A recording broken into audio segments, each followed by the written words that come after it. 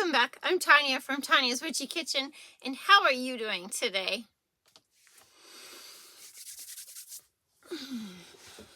I'm doing good. So, I have a question. I've been kind of, you get to a point, between work and hobbies and children and grandchildren, I've gotten to this point where I just needed to stop and reevaluate. Reevaluate myself. Like, let everything else go and reevaluate myself. And it's hard. I mean, we are our toughest critic. We are not worthy of this. We are not worthy of that. I'm not good enough for this. I'm not good enough for that. We are our toughest critic. I am probably my toughest critic. However, I don't want to read the criticism about myself, right? As a wife, how would I grade myself? As a mother, how would I grade myself? As a grandmother, how would I grade myself? As a daughter, how would I grade myself? As a sister, how would I grade myself? As a friend, how would I grade myself? Do you see where I'm going with this? Yeah. And so I've been just looking at things in the aspect of things, and then pushed outside of that. I don't think I've been a very good mother. I haven't made cookies for my children in months. Yes. Yeah, we had a cookie incident. Did I tell you about the cookie incident? Yeah. Yeah. Just ask my boys. Want a cookie? Anyway, seriously, like, just looking at myself and then pushing outside that boundary of the physical aspect, like my house, our yard, our animals, and why is it lacking? I'll tell you why it's lacking. Not me per se, but people always want bigger and better. And we are in this throwaway generation where if I break this, I just buy a new one. If this is outdated, I just buy a new one. If I don't want this anymore, I just buy a new one. Some things you can't do that to. And I've tried to explain this to my kids and my husband, and it's kind of like, we always say, well, we can't have nice things because so-and-so always breaks them, or we can't have nice things because, and that's our phrase the last year or so. It's, we can't have nice things.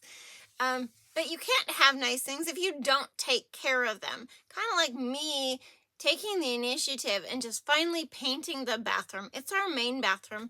It was primed originally. It's just, and that was all it was for the last how many years. It's just primer. Because I never got to it. And, we've always talked about redoing it. And I'm like, I'm not going to wait for us to redo it, because at this point, we ain't redoing anything. And so I just took the initiative, did the texturing, not the taping, just the texturing, because, you have those things that kids bang up and beat, and the doorknob hits the wall, so it's, got this kink in it. And, I mean, it wasn't a pretty job. It wasn't pretty, but it's done.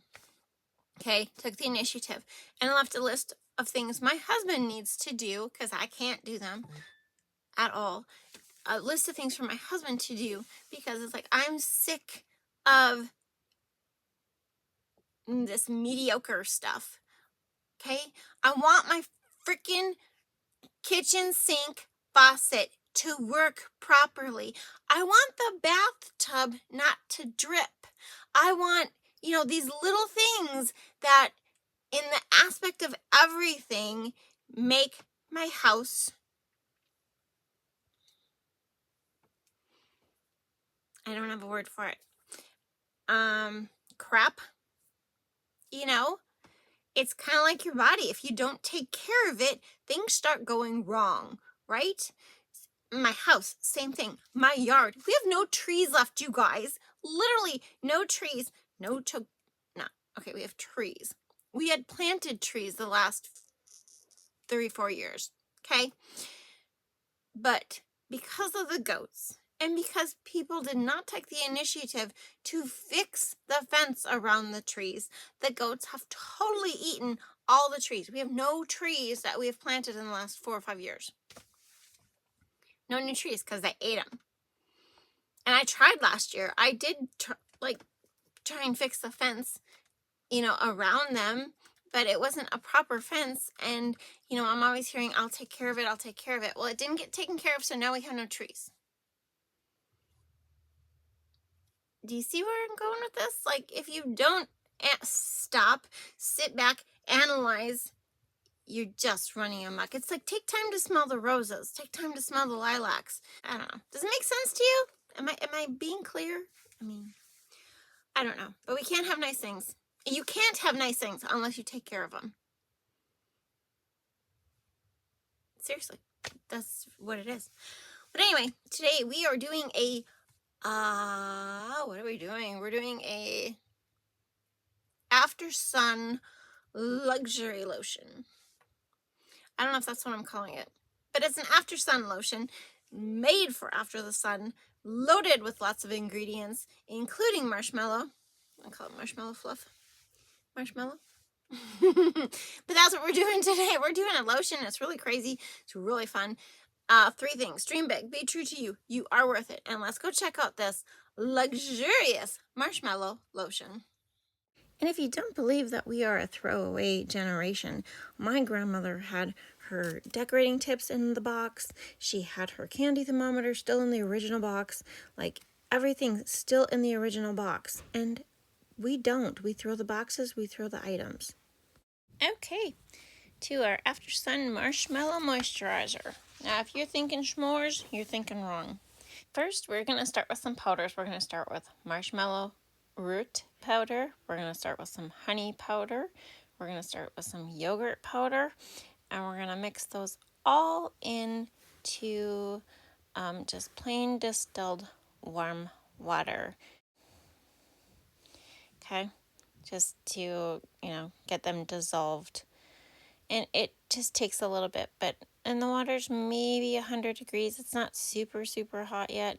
Just nice and mellow to help them warm up. Put my little beeswax wrap on top for, I don't know, just as long as it took me to get my other stuff ready. Okay, so then we're going to start with some safflower oil. You could change this up with rice bran oil or even sesame oil. Sesame's a little heavy, but it'd still be a really nice moisturizer. And then, of course, our emulsifying wax. You could use, which I think it's pretty basic. You can use whichever kind of emulsifying wax you want. And then just a little bit of stearic acid. And if you're wondering about the powders, honey and yogurt and the marshmallow root are all soothing and healing for skin.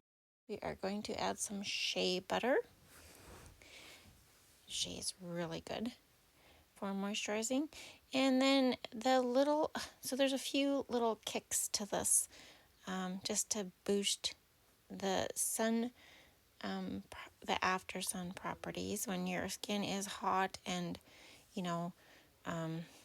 ready for some rest. This is actually coconut oil infused with aloe. So like dried aloe. I think the green part maybe, and dried. I don't know, I got from Mountain Rose Herbs a while ago, and I just love playing with it. I think you've seen me play with it before, maybe not. Who knows? But anyway, I have to strain this. So straining this out, and coconut oil is white. It's clear. So look at the beautiful color I got by infusing the aloe in there.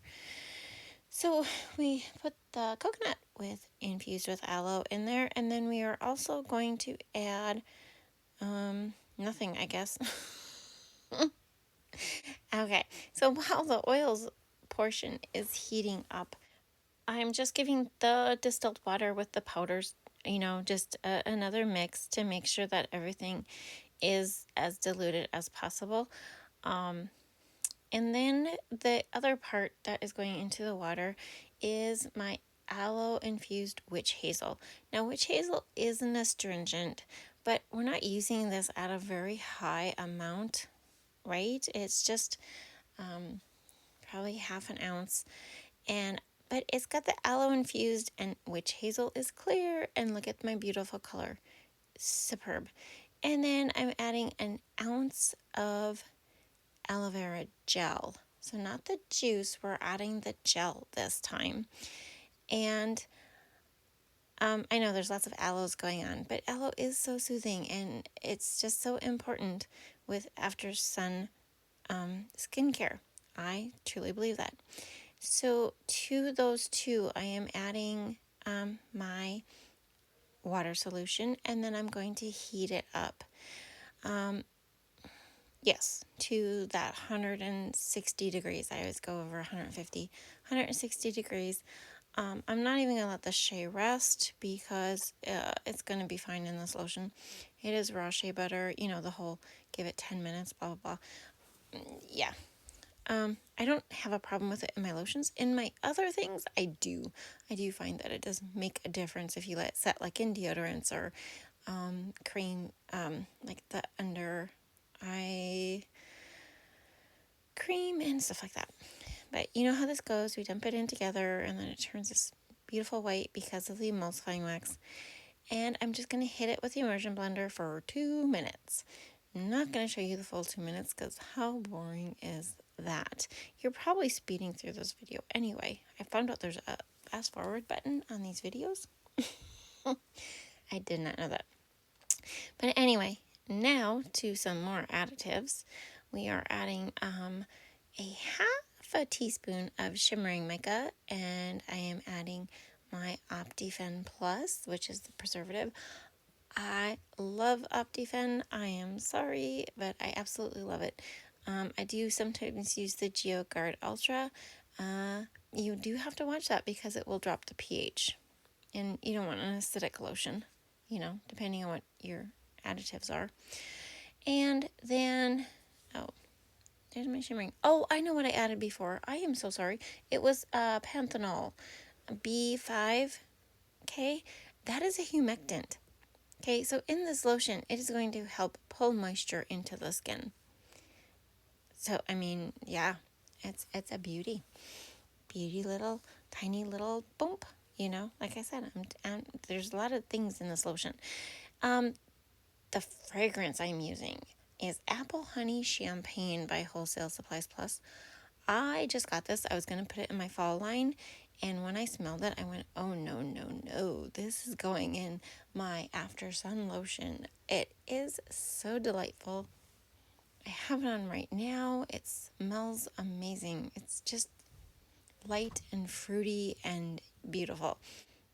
And so one more time, nailing it with the immersion blender. You want to make sure it's emulsified. That's, the big thing. And, if you hit it 2 minutes the first time and a minute after every addition that you add to it, you're going to be spot on. I'm kind of a stickler. These people, they mix their lotions, they pour it into the bottle, and everything's great.